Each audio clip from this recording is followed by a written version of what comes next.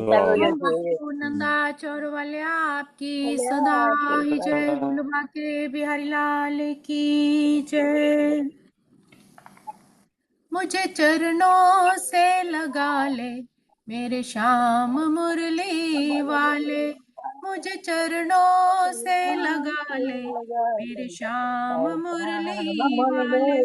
मेरी श्वास श्वास में तेरा, मेरी श्वास श्वास में तेरा हो नाम मुरली वाले। मुझे चरणों से लगा ले मेरे श्याम मुरली वाले।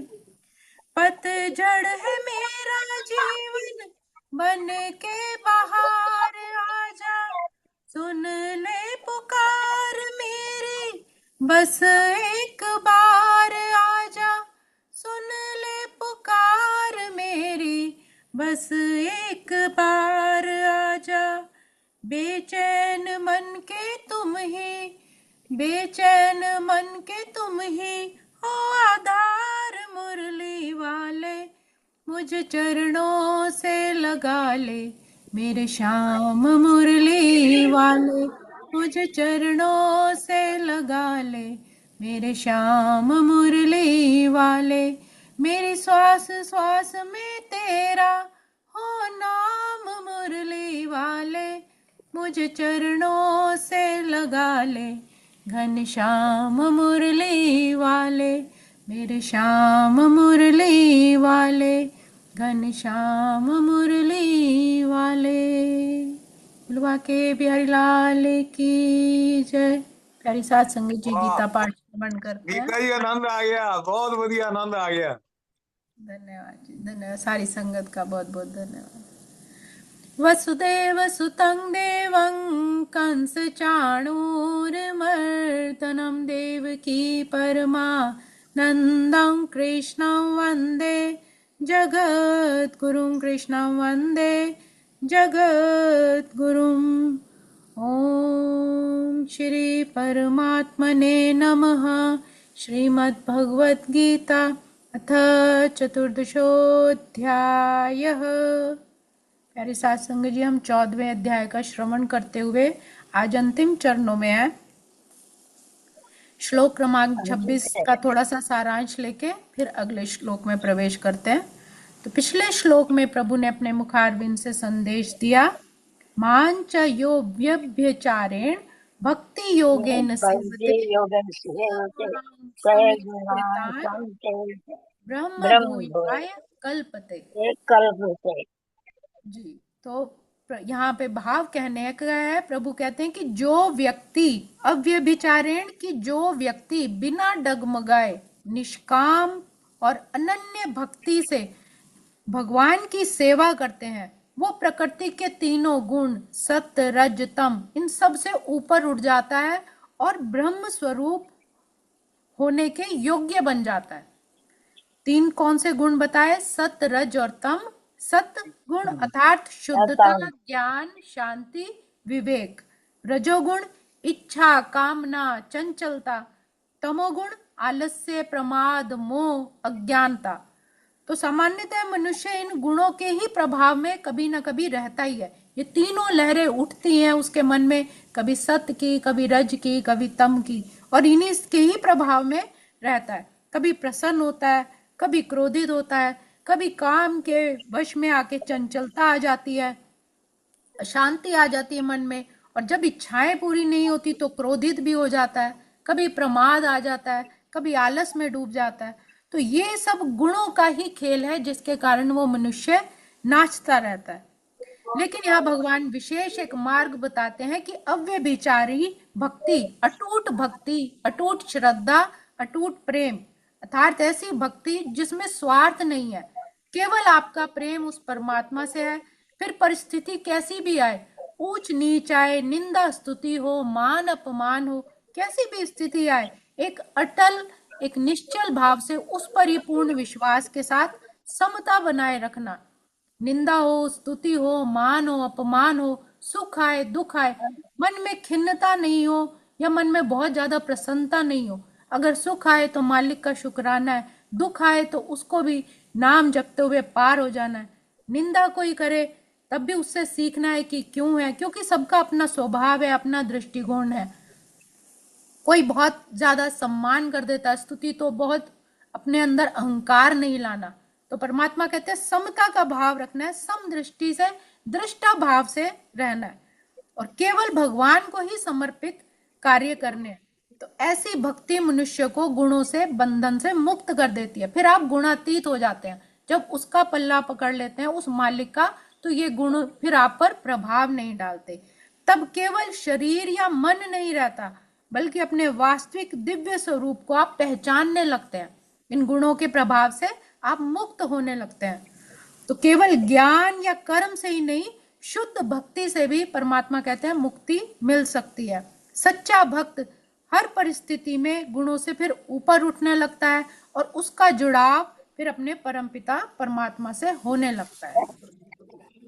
तो पिछले श्लोक में हमने ये श्रवण किया। अब अगला अंतिम, इस अध्याय का अंतिम चरण, श्लोक क्रमांक 27। ब्रह्मणो हि प्रतिष्ठाहं मृतस्याव्यव्ययस्य शाश्वतस्य च धर्मस्य सुखस्य कान्तिकस्य च। इसमें हमारे, इस श्लोक में हमारे सनातन धर्म का भी थोड़ा सा इतिहास बताया गया है। अब भगवान कहते हैं कि मैं ही उस अविनाशी ब्रह्म का आधार हूँ, अमृत का आधार हूँ, सनातन धर्म का आधार हूँ, और परम अखंड सुख का भी आधार हूँ। पहले हमने श्लोक में क्या श्रवण किया था? अनन्य भक्ति। अनन्य भक्ति से गुणातीत अवस्था आती है, गुणों से ऊपर उठते हैं। फिर आपके जब गुणों से ऊपर उठ गए तो ब्रह्म वाला भाव आ गया, और उस ब्रह्म भाव के बाद परमानंद की जो अवस्था आती है, वो इस श्लोक में प्रभु ने व्याख्या की है कि मैं ही ब्रह्म की प्रतिष्ठा आश्रय हूं। जैसे जलती हुई अग्नि साकार है और काष्ठ आदि में रहने वाली अग्नि निराकार है, ये दोनों अग्नि के ही स्वरूप है, पर तत्व अग्नि तो एक ही है। ऐसे ही भगवान भी साकार रूप से भी हैं और ब्रह्म निराकार रूप से भी है, तत्व रूप से कण कण में विद्यमान है। ये दो रूप साधकों की उपासना की दृष्टि से है, हमें दोनों चीजें दिखाई देती हैं, लेकिन जो तत्वज्ञ होते हैं, ज्ञानी होते हैं, भगवान और ब्रह्म, उनके लिए कोई दो नहीं, वो एक ही है। अभी हमने रामायण में भी पीछे श्रवण किया था कि जब सती जी को दिखाई देते हैं, वो उनकी परीक्षा लेने आती है। अभी कल परसों ही भैया ने भी पढ़ा था, बुद्ध भैया ने, कि जब सती जी आती हैं उनकी परीक्षा लेने भगवान राम की, तो उनको श्री राम पहचान जाते हैं और चरणों में माता कह के उनको प्रणाम कर देते हैं। अब उनके जब ऐसे स्वरूप के सती जी दर्शन करती हैं, तो उनको हर एक में वही राम के ही दर्शन होने लगते हैं। वो भी कहते हैं कि कितने देवी देवता रूप बदल के आए हैं, लेकिन सब में राम ही विराजमान है, उन्हें कोई द्वैतता दिखी ही नहीं। तो यही यहाँ पर भी भाव बताया हुआ है, वही अद्वैतता का भाव वहां श्रीमद रामायण जी में भी है, और यहाँ पर भी वही बताया है कि दो रूप साधकों की उपासना की दृष्टि से है, परंतु तत्वज्ञ भगवान और ब्रह्म दोनों एक ही हैं, दो नहीं। जैसे भोजन में एक सुगंध होती है और एक स्वाद होता है, तो नासिका की दृष्टि से सुगंध होती है और रसना की दृष्टि से स्वाद होता है, पर भोजन तो एक ही है। ऐसे ही ज्ञान की दृष्टि से ब्रह्म और भक्ति की दृष्टि से भगवान है, पर तत्व भगवान और ब्रह्म दोनों एक ही हैं। साकार रूप में भी वही है और निराकार स्वरूप में भी वही है। तो भगवान कृष्ण अलग है और ब्रह्म अलग है, यह भेद नहीं है, किंतु भगवान कृष्ण ही ब्रह्म है और ब्रह्म ही भगवान कृष्ण है। क्योंकि भगवान कृष्ण का जो हम स्वरूप देखते हैं, ये बहिर्मुखी उनका है। जैसे उन्होंने अर्जुन को कहा था कि अर्जुन तुम मुझे इन आंखों से नहीं देख सकते, तो इसीलिए जो कृष्ण है वो भी उनका उपनाम ही है परमपिता का। पूरी श्रीमद् भगवत गीता में कहीं भी कृष्ण उवाच नहीं आया, श्री भगवान उवाच आया। तो भगवान अर्थात जो कृष्ण से परे परम चैतन्य है। जब अर्जुन जी को दिव्य दृष्टि दिख जाती है, तभी उनका वो असली स्वरूप पहचान पाते हैं। तो यही पर है कि वही ब्रह्म है, लेकिन साकार में वो कृष्ण दिखाई देते हैं और निराकार में वही पार ब्रह्म परमेश्वर है। तो प्रभु आगे कहते हैं कि अविनाशी अमृत और मैं, ये दो तत्व नहीं है। एक ही हैं। इसी अविनाशी अमृत की प्राप्ति को भगवान ने अमृत मश्नुते कहा है। शाश्वतस्य च धर्मस्य, अर्थात सनातन धर्म का आधार मैं हूं और मेरा आधार सनातन धर्म है। सनातन धर्म और मैं ये दो नहीं है, ये एक ही है। सनातन धर्म मेरा ही स्वरूप है। तो भगवान ने साक्षात कहा है कि सनातन धर्म मैं ही हूं, क्योंकि अध्याय 4 में भी आया था ना, यदा यदा ही धर्मस्य ग्लानिर्भवति भारत, कि जब जब धर्म की हानि होती है, अधर्म बढ़ता है, तब मैं अपने आप को प्रकट करता हूं योग माया से। अर्थात सनातन धर्म के उत्थान के लिए, दुष्टों को मारने के लिए, धर्म की स्थापना के लिए मैं अपने स्वरूप में आता हूं, मतलब वो अवतार लेते हैं। तो यहाँ पर भी वही बताया कि सनातन धर्म मैं ही हूं, वो मेरा ही स्वरूप है। तो यहाँ पर थोड़ा सा जो है इतिहास बताया हुआ है कि हिंदू धर्म जो है, बौद्ध, ईसाई, मुस्लिम, ये जो 4 वर्तमान में मुख्य धर्म माने जाते हैं, इन चारों में से एक एक धर्म को मानने वालों की संख्या करोड़ों में है। इनमें बौद्ध, ईसाई धर्म ये किसी न किसी के द्वारा चलाए गए हैं, और ये तीनों ही धर्म अभी मतलब आज के समय में ही है, रिसेंटली है, अभी के आए हैं, अवांछनीय है।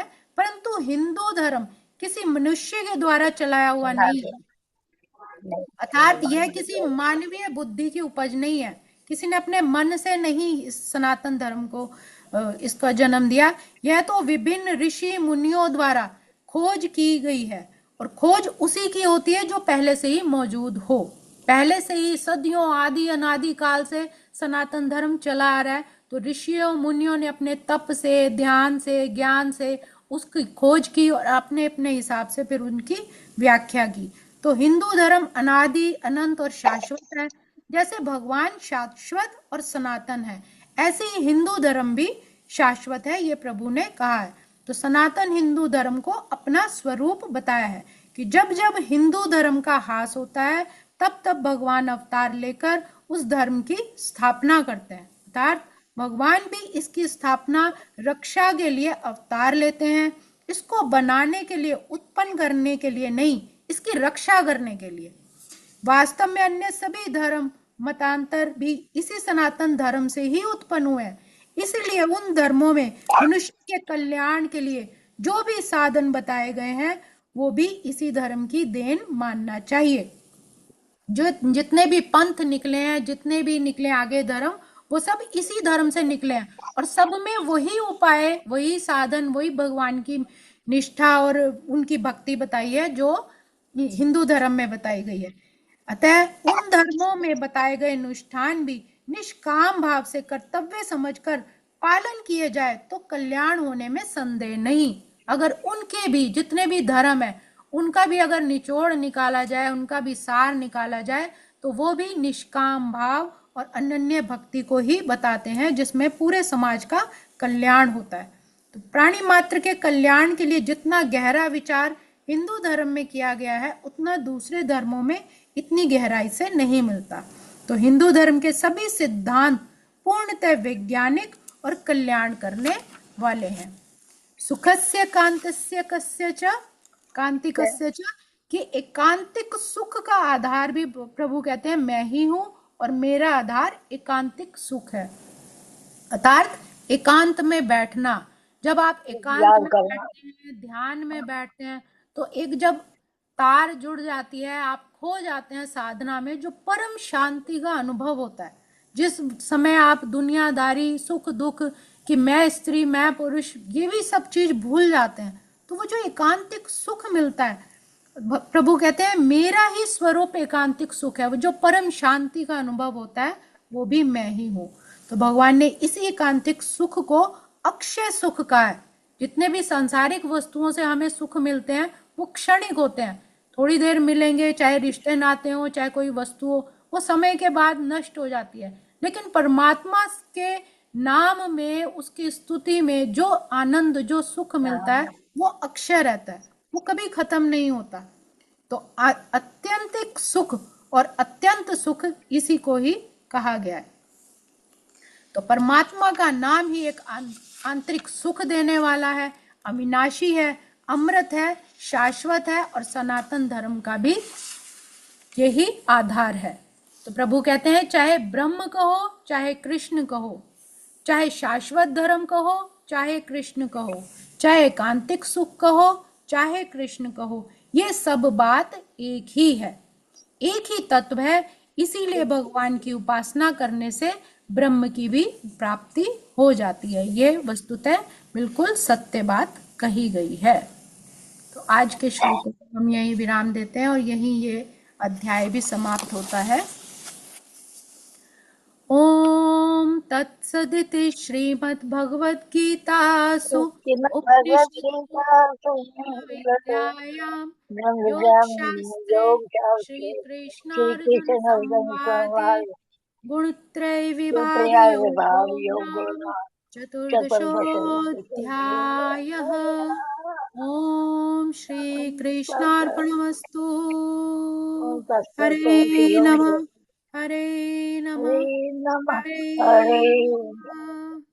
योगेशं सच्चिदानन्दं वासुदेवं व्रजप्रियं धर्मसंस्थापकं वीरं कृष्णं वन्दे कृष्णं वन्दे जगद्गुरु श्रीमन्नारायण नारायण नारायण नारायण नारायण श्रीमन्नारायण नारायण नारायण भवते तारायण तारायण तारायण श्रीमन्नारायण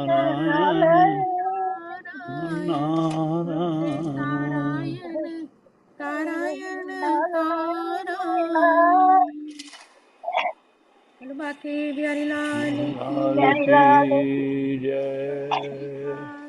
गीता बहुत बहुत तेरा धन्यवाद जेड़ा ਅਸੀਂ पढ़ने थे गीता थले होंदा अर्थ भी पढ़ने है पर इना खोल के नहीं जेड़े ग्रंथ जो तू पढ़ के सुनानी है ना आनंद आ जाता है बहुत खोल के दस्या वाह वाह पता नहीं किदा लिखे है गीता का बहुत राम अच्छी सुखदास जी भी हैगे ने और ज्ञानेश्वर महाराज जी भी हैगे। मैं थोड़ा जा विज्ञान मिक्स है करके थोड़ा जा करनी है कि भाई आसान हो जाए, कुछ बहुत अपना भी हो जाता है एड ऑन। बहुत अच्छा बहुत और बहुत की बढ़िया अर्थ बहुत पढ़ने बढ़िया। तुमने पढ़ने जिन्ना को लिखे होंगे थले बस दो हाँ जी, चार वो लेना चलो बड़ी डिटेल होती है, ये उसके विचों में आसान मासी जी दूसरे जब को मासी समझावन जी नाल जब ना आप समझ भी आ जाते लोग साथ में बोलते दूसरा हो कोई ना तो समझावे और ज्यादा आनंद आता है कि कितना हाँ ज्ञान है दूसरा आपको, कोई कितना समझावे याद है ता आपको। समझ आंदी हाँ वे दो तीन पुस्तकों में मिला के बोल दिए ना गीता बहुत दो ਮਾਸੀ बढ़िया। ਜੀ ਇੱਕ ਤਾਂ महाराज ਇਹਦਾ ਨਾਂ ਹੀ सुखराम ਸੰਗੀਤਾ ਹੈਗਾ ਹੈ हाँ भाई, आप ਤੇ साथ साथ ਪਾਪਾ बोलते ਦੀ हो ਵੀ ना तो ਬੜੀ बहुत अच्छा लगता है। ਕਿਰਪਾ ਹੈਗੀ ਹੈ दास ਤੇ ਇਹਦੀ ਜ਼ਬਾਨ 'ਚ ਸਰਸਵਤੀ ਬਾਪੂ ਨੇ ਬਿਠਾਈ ਪਈ ਹੈਗੀ ਹੈ ਤੇ ਸੰਗੀਤ ਹੈ ਆਪਣਾ ਨਿਕਲਦਾ ਬਹੁਤ अच्छा ਚੰਗਾ ਲੱਗਦਾ ਹੈਗਾ। ਬਾਪੂ ਲੰਬੀ हाँ ਉਮਰ ਦਰਾਜ਼ ਕਰੇ ਇਸ ਤਰ੍ਹਾਂ ਹੀ ਕਥਾ प्रेम करदी है रहे। रस गांधी बहुत अच्छा हाँ जबान एक रस भगवान भर देता है, मैनू भगवान रस मैनू भर तो देता है बहुत जबान मैनू तो बहुत आनंद आता है हाँ चलो शुक्र है, बहुत बढ़िया बहुत शुक्र बढ़िया। बहुत ठीक बढ़िया है, महाराज थैंक यू देवे संगीता। तुम सारे ਦਿੱਤੇ ਰੱਖੇ ਜਿੰਦਾ ਹੀ ਸੁਣਾਉਂਦਾ ਹੀ ਆਨੰਦ जय सब नु ही हुंदा है, आपदे अंदरों ही उठना